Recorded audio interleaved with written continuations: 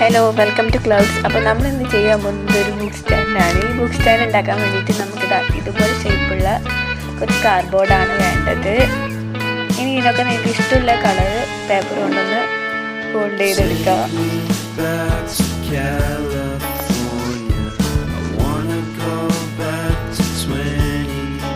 ശേഷം ഇതൊന്ന് കൂട്ടി യോജിപ്പിച്ച് ഒരേ അളവാണെന്നൊക്കെ ഒന്ന് നോക്കുക.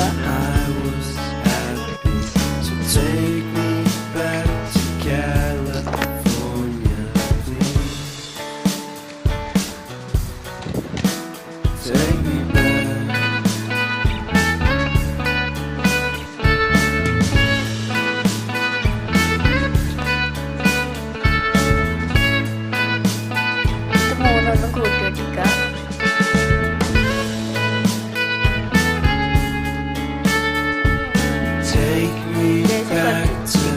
വൃത്തിയാലാക്കുക. അപ്പം നമ്മുടെ പരിപാടി കഴിഞ്ഞു. Thanks for watching.